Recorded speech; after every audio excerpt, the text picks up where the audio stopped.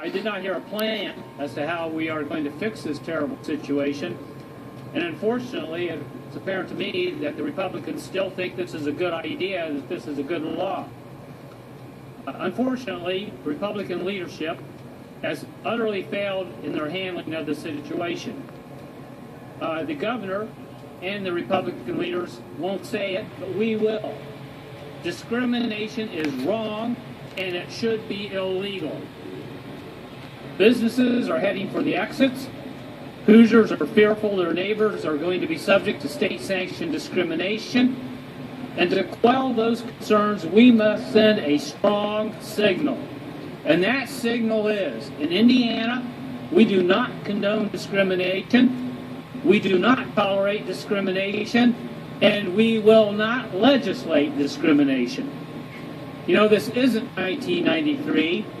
We don't legislate backward or to the attitudes of a foregone era.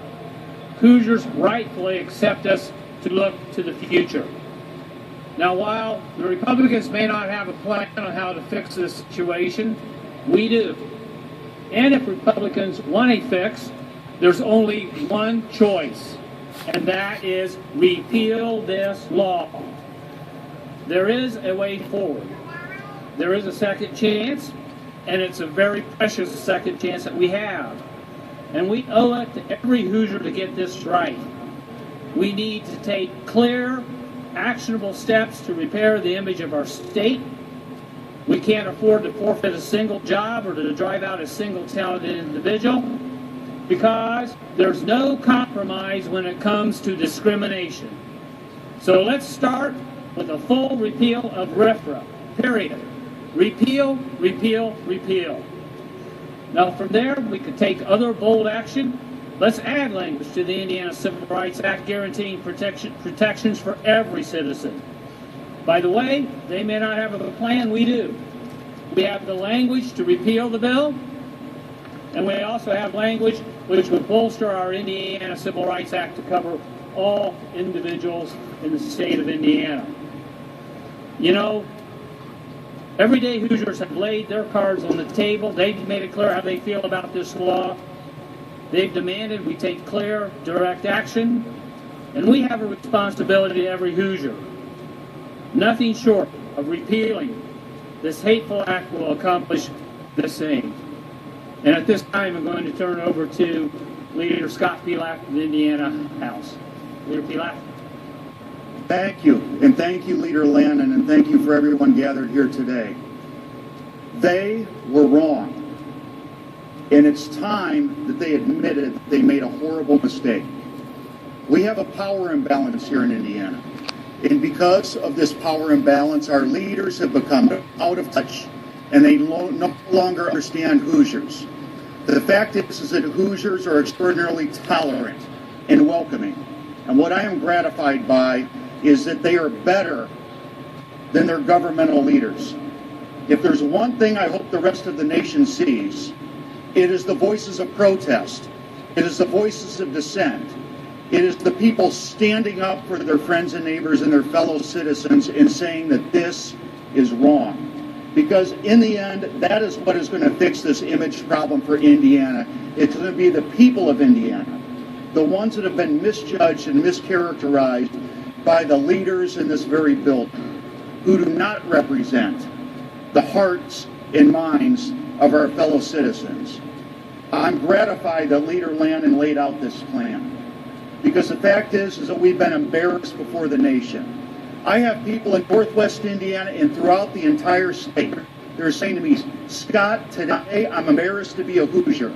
We are not this kind of people. It begins with repealing this law. That is the only thing that will start the process of reversing the damage that has been done to the people of this state. And by the way, this is going to be a process. This has been extraordinarily harmful.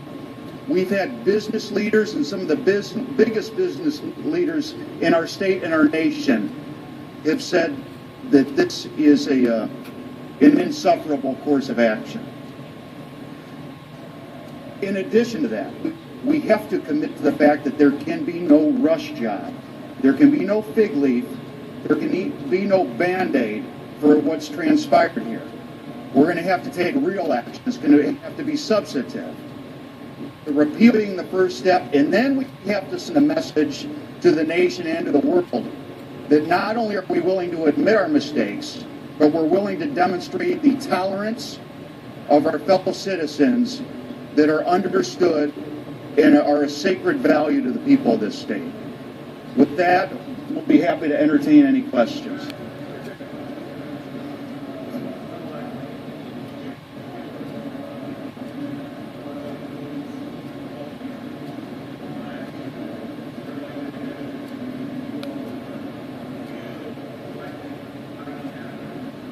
They're going through the stages of grief right now, and they're stuck in the denial phase.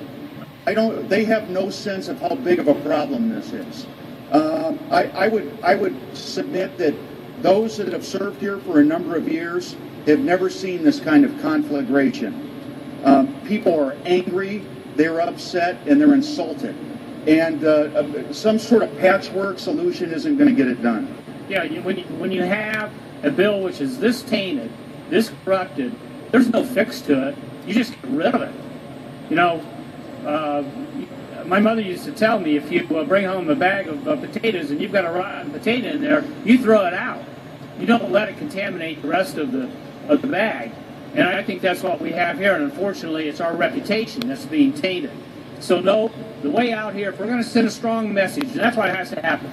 We cannot just mealy mouth around about this. We have to send a strong message of commitment to fairness, equality, and welcoming in the state of Indiana. And the first step to do that is to repeal. Yes, ma'am.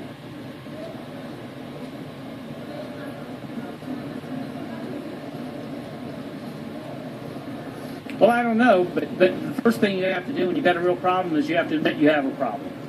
You have to be willing to set aside all the politics. You know, what's happened here is, unfortunately, there's been over the years I've been here, I've seen this happen, that the radicalism of the right wing has taken over. And I think in this case, that's what happened. They need to do a reversal, a 180 on this, and get us towards the path of healing the reputation of the state of Indiana.